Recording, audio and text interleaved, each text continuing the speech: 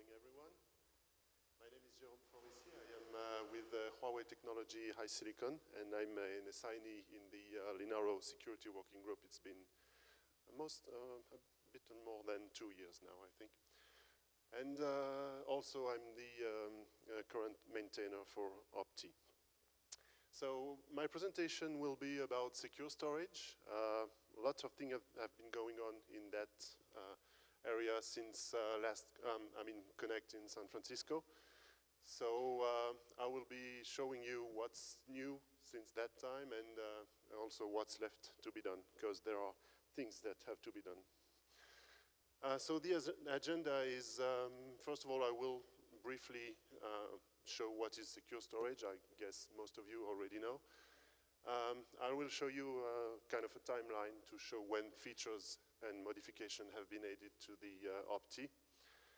And then I will focus on the new features that have been added in the last year. So that includes a framework for multiple storage backends, the RPMB, replay protected memory block storage, that's a very important thing. A proposal that we have that is actually merged, but that's still experimental, that's the SQLite file system. Encryption updates, and also updates to the test framework, obviously. And then my next slide, my last slide will be about the next steps, and it will be open to your questions, of course. So let's start with what is secure storage. So it is a persistent data store for crypto keys or other application-specific data. It is actually accessible to trusted applications only. So each TA has its own storage. That's what we call TA isolation. This storage is also isolated from the non-secure world. That means that, for instance, the Linux kernel should not be able to tamper with the data. In Opti, we're basically implemented the global platform T internal core API v1.1. That means that all the persistent persistent storage function are those exported by this API. So this is chapter 5, trusted storage APIs, and you can see, I think, most of the functions that are available. So you can open object, create object, close them, read them, write them, truncate them, seek through the data, and also enumerate all the data that a trusted application has created. Nothing really fancy about that. So here is our timeline. So as you see, I've added some boxes to show what kind of features and modification have been made to the code since Connect in San Francisco in 2015. So with version 1.0.0, we have slightly restructured the code to have a struct T file operations. That means that internally we are able to implement different kind of storage without changing too much inside the code. Encryption has been added also, and the code has been modified to support, to better handle atomicity. That means that when an operation is going on inside secure storage, the specification mandates that either it should succeed or it should fail completely. But you cannot be left in a state where you have partial modification of the data. That's not allowed by the specification. And obviously to implement this inside Opti, this required special error handling. Then with version 1.1.0, we have added some tests mainly, what I call corruption tests. So that's typically to verify that if the normal world, non-secure world attempts to tamper with the data, then the T will be able to detect that and refuse to expose the data to the trusted application. With version 2.0.0, we have introduced RPMB, so that was actually some code that had been present since a long time, and we have received some contribution. I think it was from Microsoft, yes, who had reworked that code. And slightly before this timeline, the 2.0 timeline, the internal code had also already been modified, so we had to rework again their contribution. But in the end, it means that we have a functional RPMB support for Opti, which is good. Then with the version 2.1.0, we have introduced multiple storage support, so I will give more information about that in a minute. And what I've specified as next is better TA isolation and SQLite storage. So that is code that is already in the main line, but since we have not yet published a tag, there's no version identification yet. And I will explain what has been done also in that area. Okay, multiple storage support. So in the beginning, that is version 2.0, the storage was only in the normal world. So we call that the REFS, Rich Execution Environment File System. That is, all the storage is in regular files and directories that are created by the Linux file system. And trusted application access this storage using this identifier, which is called T-Storage Private. This is what is specified by the Global Platform API. Then, when RPMB came, we needed a way to introduce that properly in the code. So we have added a compile time option. At that point, it was replacing the REFS implementation. So either you were on normal files or you were on RPMB partition. So that was kind of a toggle that you would select with this config option. It was okay at that time, but then we started thinking about refactoring the code to allow for more flexible implementation of storage. And at that point, that is 2.1.0, we have introduced compile time and runtime selection of the storage backend. So what does that mean? Is that you can build Opti and select one or several storage backends. So as I've shown on the slide, you can select the REFS, and you can select the RPMB FS simultaneously if you want. So I've shown the default configuration. REFS is yes, and RPMB is no in version 2.1.0. So that's for the compile time part. Then comes the runtime part. So when you're writing a trusted application, you're using some IDs to access the storage space. The default one is T-Storage Private. It is equal to 1. And we have added two private ones, which are in the range specified by the Global Platform API for private extensions. The first one is private underscore RE, and the second one is private underscore RPMB. So in effect, a trusted application can select the exact underlying storage that is used for the secure data.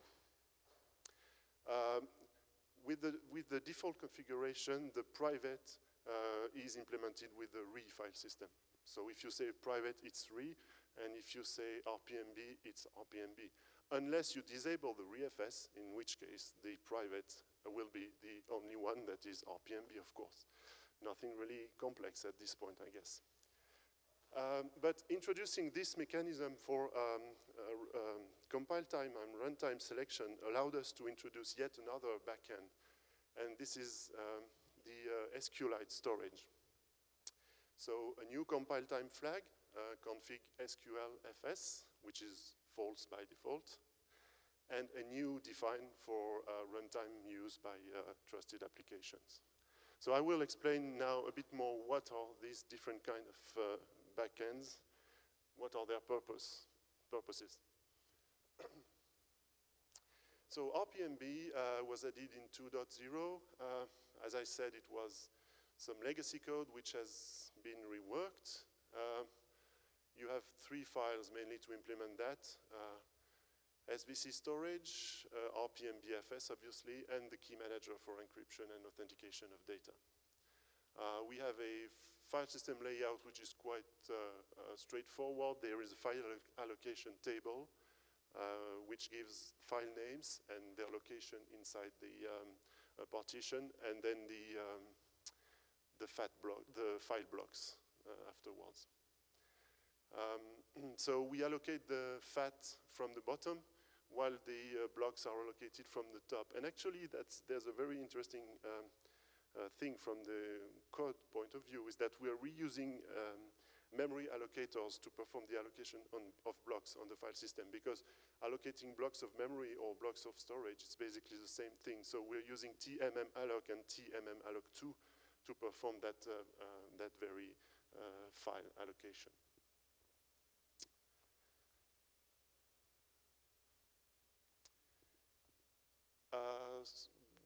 Specific things to eMMC. So the device ID is selected at compile time for the moment. So by default it is 0.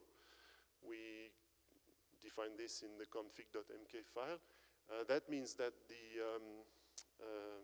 the device that will be used is dev mmc block 0 RPMB. So that means that to access RPMB, we go through the normal world, and namely we go through tsupplicant.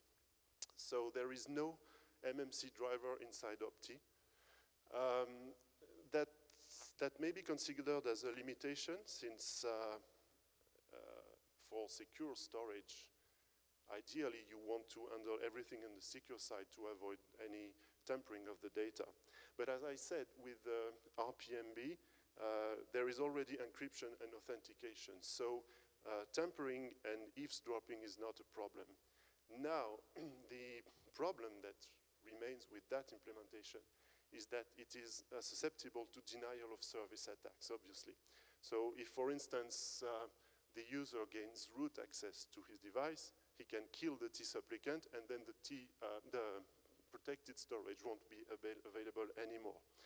But that's something that we're not even trying to work around, because this is in the architecture of OPT to depend on the normal world for basic, scheduling, for instance. So we make sure that the secure data is secure, cannot be modified, cannot be read, but we can't make 100% sure that it's not blocked by the normal world killing the supplicant or doing things like that. So this is something I wanted to point out, and normally this is not an issue regarding security, really.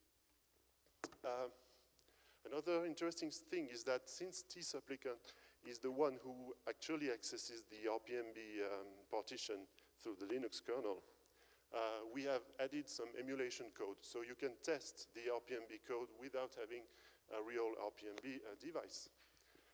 And this is actually the default mode. When tsupplicant is built, there's a variable in a makefile that is set to 1, RPMB EMU, so we emulate the IOCTLs that actually go to the eMMC device normally. That's quite handy for testing. Also, one specific thing to RPMB is that we have a key that is embedded in the hardware. In the current implementation, it is programmed on first use.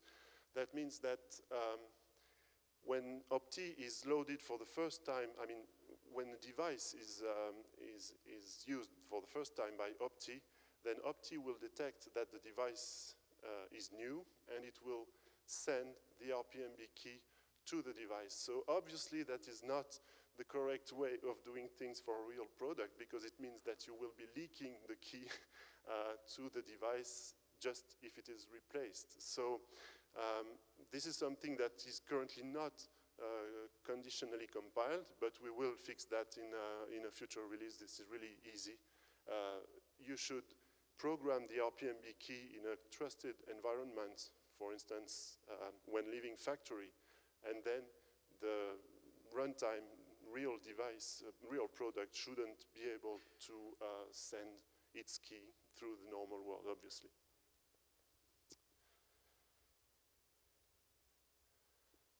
Okay, so last slide, I think, on RPMB. We rely really on the RPMB interface for Atomicity. So we have, there are requirements in the RPMB specification that you can write to one block atomically. So we just make sure that when we update the data inside a file, we just make sure that we do the things in the proper order so that if the update fails, there won't be any data corruption.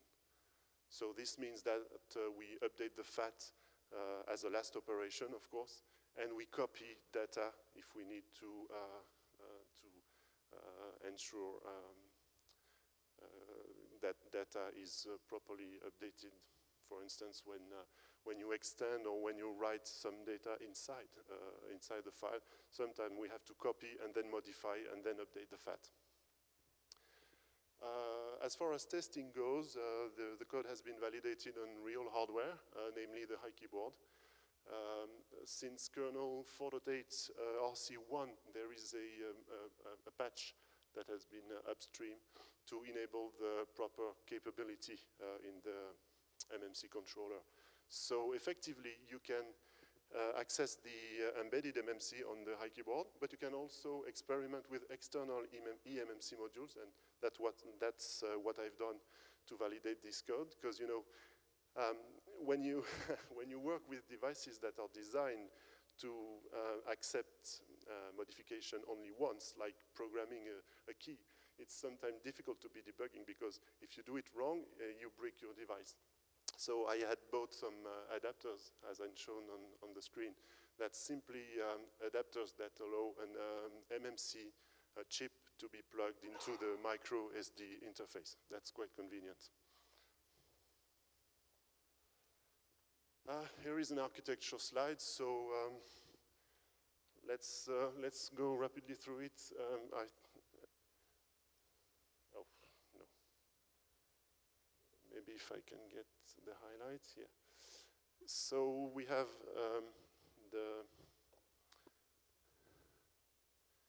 secure world applications are the TAs. They are here. They use the trusted storage API, so that's the function that I've shown in the beginning. This is user mode code, secure user mode. Then we have system calls inside OPTI. That's what we call the trusted storage service.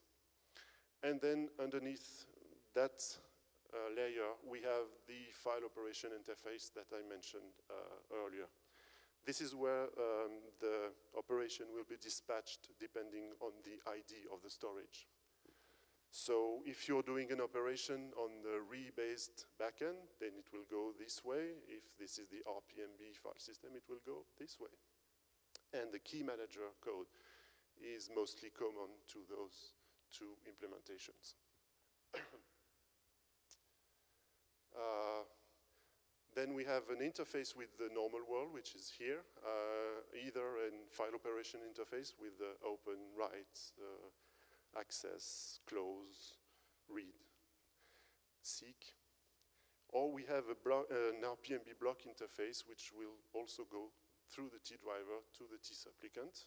And then at this point, there's another dispatch, depending on the ID of the storage. So reading, writing to the file system, or performing IOCTL to the eMMC driver.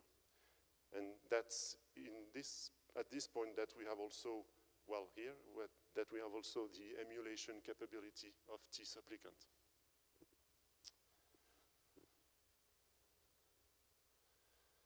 Now, SQLite. So, as I mentioned briefly, it is a proposal to simplify and make the implementation of the real file system more robust.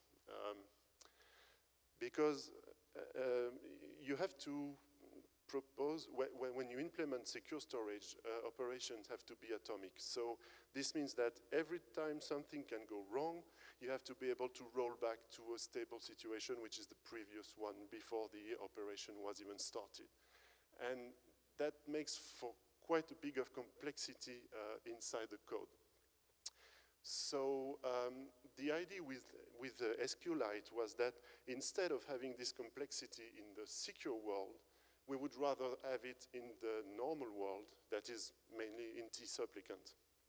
And so the idea was to use SQLite because it is a transaction-oriented API, so you can start the transaction, perform some modifications, and then commit the transaction or roll it back. That's quite interesting. So this is the general operation I show here. SQL FS begin transaction, SQL FS complete transaction with or without rollback. With this implementation, instead of having several files in the normal world file system, we have one database file, which is by default this path I'm showing here, /data/t/store.db. Other than that, all operations are similar. So the previous diagram is almost unchanged, except that now we have this component here, which is SQLite, and on top of SQLite, we have a library called lib_SQL_FS. So the purpose of this library is simply to export the SQL API as a file system API, regular POSIX1, like with open, write, seek, etc. So that's quite convenient because that's exactly what we have in the re-FS implementation, so we can replace that very easily.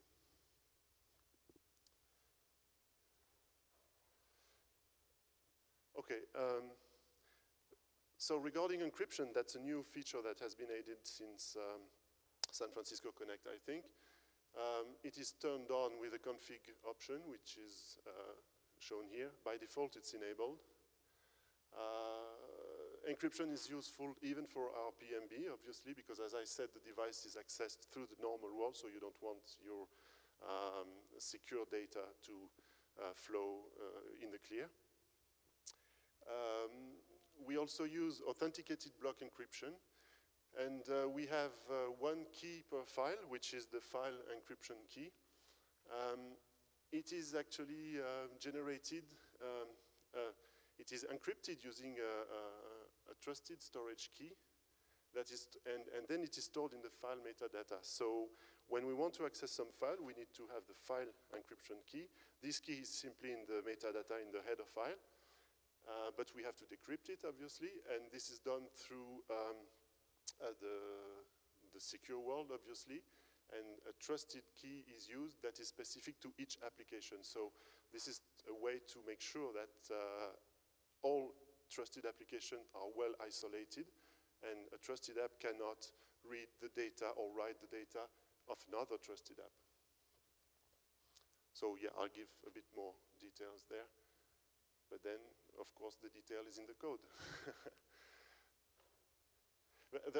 By the way, the root of trust is a hardware unit key that is currently more or less hard-coded in the code.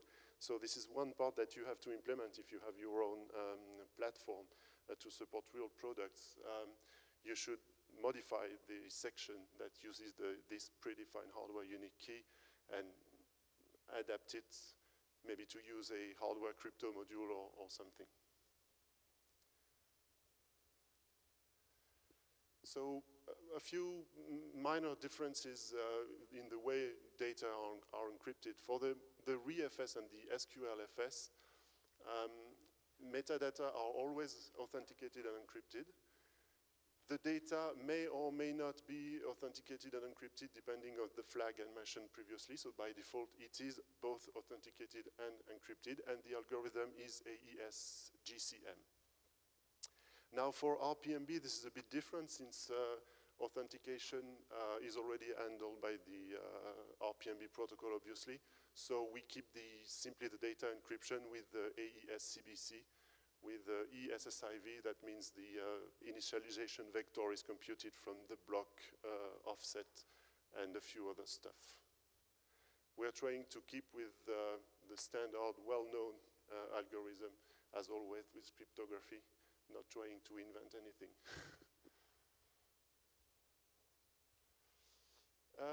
X-test updates. So yeah, since we have added a few features, yeah.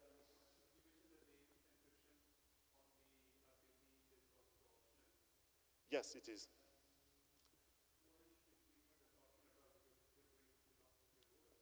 Yeah. Yeah, so why is encryption optional? I think basically this is just for debug purposes. You don't want, in any case, to disable encryption on a real product. This is simply that when you're debugging stuff, it's much easier to see what's actually going through the interfaces when it's not encrypted, obviously. But I think in the future, we plan to rework, again, the code. I will show that in the next steps. And possibly this encryption stuff will go, it will be always encrypted.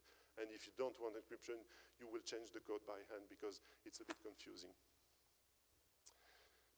So about the X-test, now we test all supported backends. So that means that if during build of Opti, you have enabled all three backends, ReFS, RPMB FS, and SQL FS, then all of them will end up in the configuration file, and X-test will be built accordingly, and it will run the test on all the backends. We have added a specific test for storage isolation. This is the 60-15. So the purpose is to test that actually two TAs cannot share any data.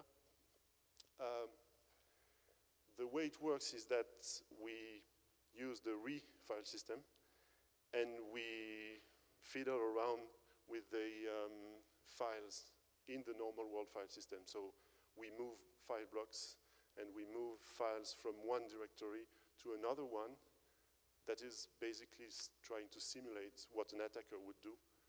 And then we check that actually the T would refuse to open the data and report some corrupt data status. We've also added a concurrency test, so support for multiple concurrent access to trusted storage was not there before, so we added the proper locking, and we also developed a test for that. So we have 4 threads running in a loop and invoking a storage TA to create, write, verify, and delete data on distinct objects, obviously, otherwise there would be conflicts. But this has to be successful as long as the TA accesses separate data files, basically. So we have a TA with multi-session flag, and we run that test. Yeah.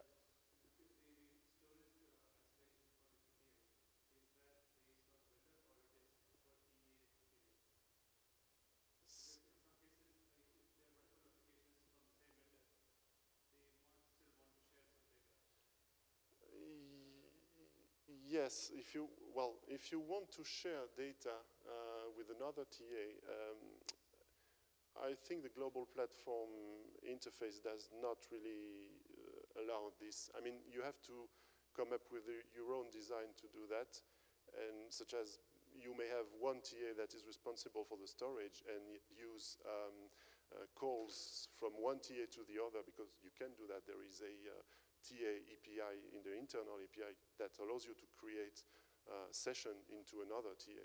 So you can probably come up with a protocol and address that properly. But other than that, the TA won't be able to open the data of the other one. Yeah.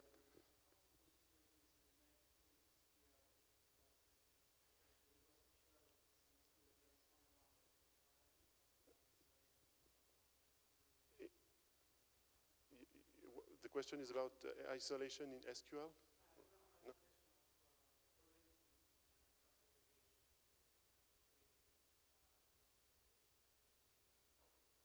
Sorry, I didn't get that. Maybe could you, yeah. Yeah, exactly.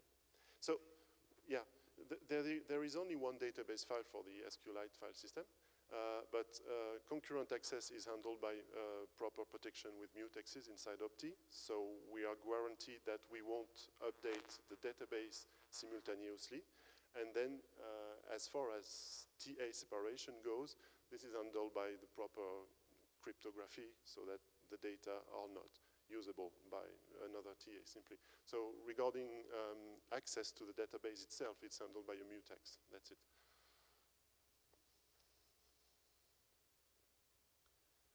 So yeah, I think that's my last slide. So it's called What's Next? As I mentioned, we will fix that kind of feature of the RPMB code that will automatically program the key when it's not already available. That's not desirable, I think, so we will put that under conditional compilation.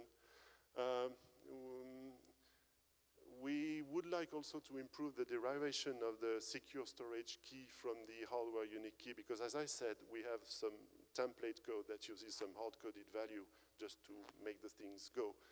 But it would be nice to have an example of how a hardware crypto module could be integrated in that. And unfortunately, we are kind of lacking documentation on the hardware modules of the platforms we traditionally support, such as HiKey, for instance.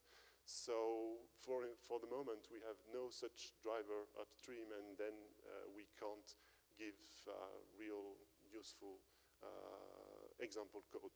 That might not be a big issue for guys who know the platform very well, but I think it would be still nice to give something more closer to the real product. Then there's the question of the anti-rollback protection and controlled rollback. That's probably a tricky question to address. About preventing TA impersonation, because yeah, that's also a very important point. The secure storage is isolated. That means TA number 1 will never be able to access the data of TA number 2. But what happens if TA number 2 can show itself as if it was TA number 1? That means we want to make sure that someone who can develop a TA, let's say TA number 1, will not be able to reuse the same signature keys to create another TA that will mimic the ID of the first one and hence be able to access the data. So this is a very generic problem. This is related to the way that TA are authenticated. So for the moment, we have a signature which is based on a root of trust key that we have inside Opti, and there is only one key. So effectively, there is only one way of signing TAs, which means that trying to isolate data is a bit not really possible currently. So we know that people using Opti for real product development will modify this signature mechanism for TAs, obviously, and it would be probably nice to have some way of modifying. I mean, if we show more reasonable ways of signing a TA with maybe two levels with a root key and developer keys or something like that, it might make things a little bit easier for guys taking Opti and then creating real products. So this is for further discussion. Another point is further code simplification. So actually we already have a pull request open and a few simplifications are on their way. Mainly this involves avoiding too many calls into the normal world, because for instance, we require a call to allocate memory. Sometimes we use, we access the file system to make sure a file exists or not, then we open it, then we update the data, then we close it. Most of the time, this could be reduced and simplified, so the code would be easier to maintain first, and then also the performance would be probably much better, because there is a cost each time the Opti calls into the normal world, obviously, to get some operation done by the supplicant. So we are going to improve on that. And my last point is, well, it's a bit of a question to you, actually. This SQL FS proposal, do you think that it's useful? Should it replace the ReFS, or maybe should it still be another option? Because At the beginning, it was meant to simplify the code, but if we keep the old code and add new one, that's not really simplifying anything, I guess.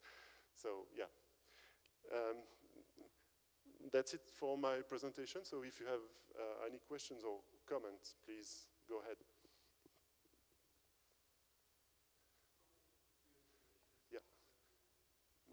I think there's a second mic maybe for...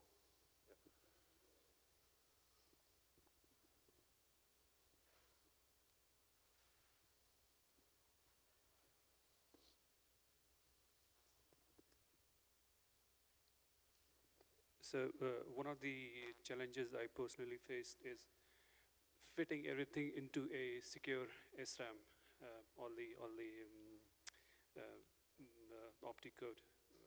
Forget about the TA, but just putting the Opti OS code into a security SRAM. Keeping that in mind, have we done any analysis? What is the impact on memory footprint when we start implementing, or once we have already implemented these new file system supports? So you're concerned about memory footprint Yes. of those features? Well, to be honest, that's not really something we have monitored closely. Maybe Jens has some more information on that. Of course, it increases footprint, but it's mainly code that can be paged out. So it's like maybe there's a slightly higher pressure on the paging, but it's probably quite small.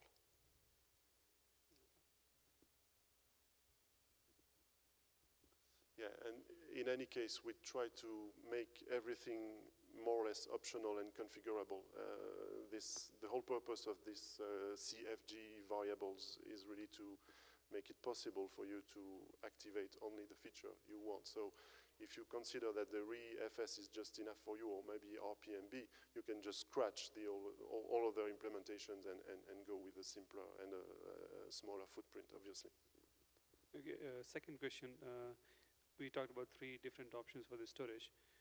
In one of the discussions during this event, some people were thinking of the idea where you store some of your keys on the cloud, and can one of our options, again, this is completely throwing something in the discussion, do you see that as a feasibility that we provide that as a standard option in Opti so that people can store their data or keys on the cloud itself? So I guess the question is about, opening to other storage, possibly over the network. So TAs can do that using their own C and TA implementation. I'm talking about some standardized interface so that every C and TA doesn't have to implement the same thing. I don't know of any standardized interface to do that, but we're open to suggestion, I mean, but yeah.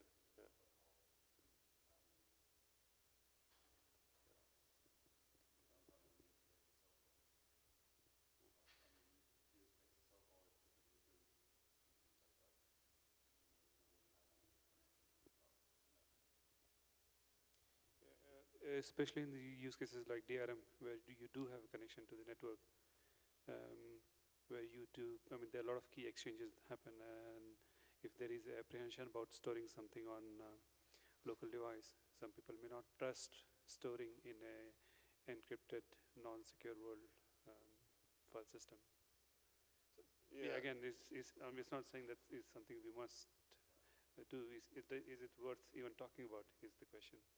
Yeah. Well, obviously, DRM has its own set of rules and requirements, and I think what's needed in the end is a solid support for secure storage. And if you use, for instance, RPMB, our current implementation, and use it properly, I think you should be able to, with the proper key management, you should be able to fulfill all the requirements. But obviously, sometimes it means that you have to extend the upstream code with the proper key management so that the keys, the root key, for instance, is never exposed to software. That's a basic requirement that we don't have upstream, as I said, but which is really useful for real products. that's just a matter of moving a few lines around in the code, and hopefully it should not be a problem.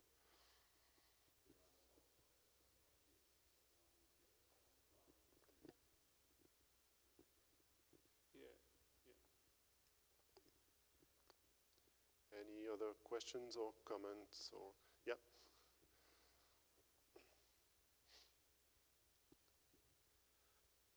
So the design fundamentally depends on the normal world for secure storage.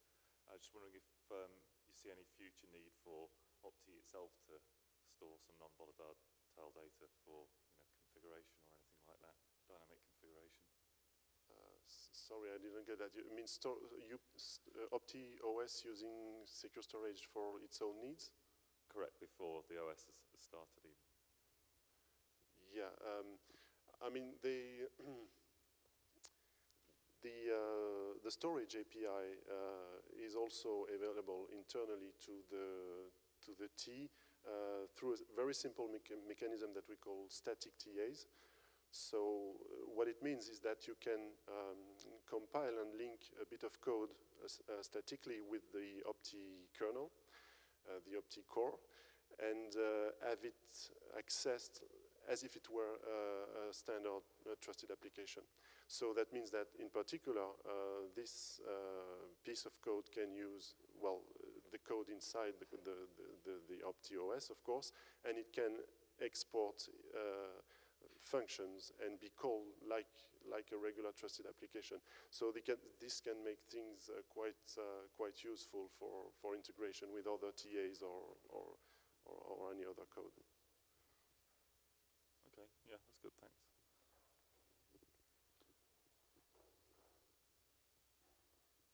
Anyone else?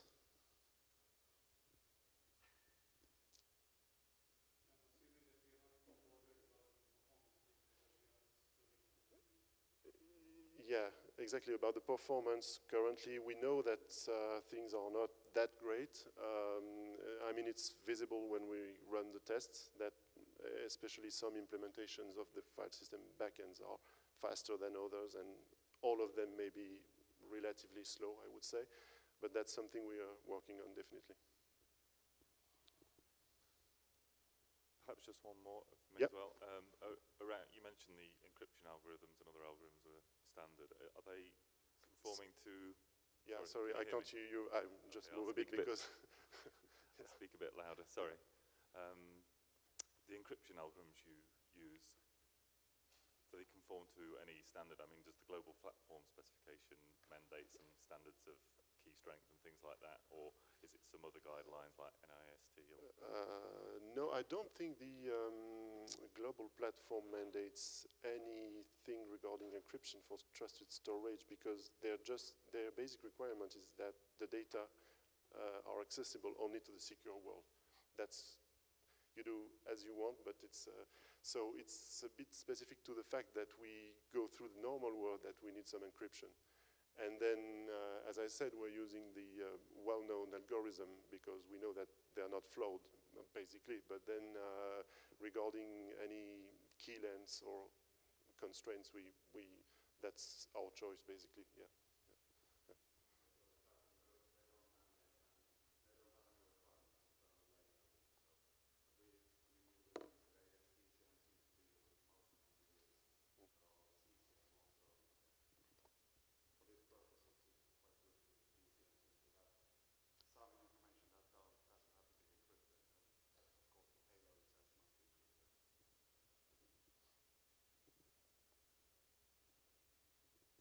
Okay, I think we're done.